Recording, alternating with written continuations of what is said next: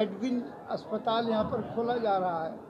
Doctor Saini साहब वगैरह और कौन कौन डॉक्टर आलम है, कौन कौन है, तो ये सब लोग मिलकर इसको बनाया है। मेरी दिली ख्वाहिश है और तमन्ना है कि खुदावंद कुद्दूस इसमें बरकत दे, इसकी तरक्की हो और इसमें ज़्यादा से ज़्यादा लोग गरीबों की मदद की नीयत से कि यहाँ पर मदद की जाएगी। हालात देखिए, सियासी हालात मौजूदा दौर में बहुत ख़राब है, बहुत ख़राब है हालात। अभी एक ताज़ा जो लड़की थी जो पुलिस में मुलाजिम थी दिल्ली के अंदर, लेकिन उसके साथ जो नाजायज़ सलूक किया गया, तो इससे ज़्यादा अफसोस की बात और क्या हो सकती है। जब हम अपने देश के अंदर अपनी बेटियों की हिफाजत नहीं कर सकते, हम अपने देश के अंदर बहरहाल कोई अमन और शांति का कोई हमारे पास मैसेज नहीं है।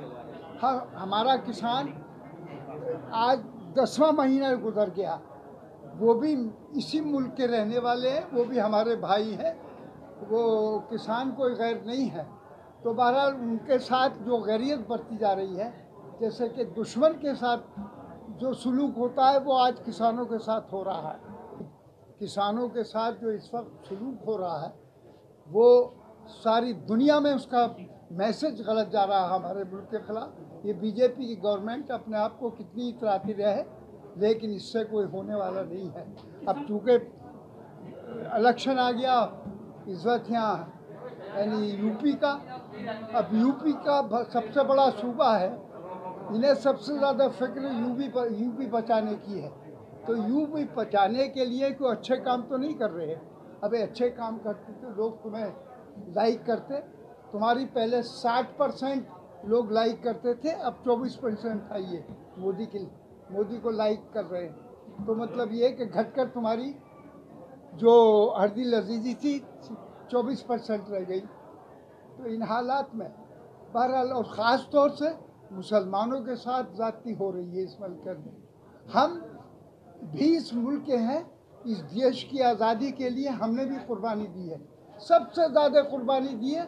उलमा तक फांसी के तख्तों पर गए हैं, उनको भी लटकाया गया था, फांसी पर लटकाया गया है। हमारे सीनों पर जलियांवाला बाग हो या कोई भी हो, हम गोलियां हमने खाई हैं और जेलों के अंदर हमने पनाह ली है।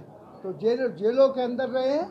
असदुद्दीन ओवैसी सामने भी 100 सीटों में चुनाव लड़ने का ऐलान कर दिया है, न्योता भी दिया है, कई दिग्गजों को क्या कहना चाहेंगे? न्योता भी दिया है। देखिए, हम पार्टी जो है अपने उसूलों पर काम करेगी। समाजवादी में लोग दूसरी पार्टी के लोग भी पार्टियां छोड़कर समाजवादी ज्वाइन कर रहे हैं और आवाम में भी बहुत अच्छी लहर है और मुसलमानों में ख़ास तौर से बहरहाल बहुत अच्छा जज्बा पाया जाता है। तो इन हालात में आप ये नहीं कह सकते कि समाजवादी की इस वक्त पोजीशन अल्लाह के फजल से कामयाबी की तरफ है और इंशाअल्लाह हमें उम्मीद है कि समाजवादी कामयाब होगी और अखिलेश यादव उसके चीफ मिनिस्टर बनेंगे। यहाँ के क्षेत्र में जो गरीब पेशेंट हैं, जो पैसा नहीं दे सकते या जिसको दिक्कत है, बड़े अस्पताल में ज़्यादा खर्चा होता है, हमने उसी सब बातों को ध्यान में रखते हुए ये हॉस्पिटल खोला है यहाँ पे, ताकि गरीब आदमी परेशान ना हो। यहाँ पे गरीब आदमी पहले मेरठ जाता था, दिल्ली जाता था, अब उनको ये दिक्कत ना हो, इसलिए हमने ये करौली में मेडविन मल्टी स्पेशलिटी हॉस्पिटल के नाम से खोला।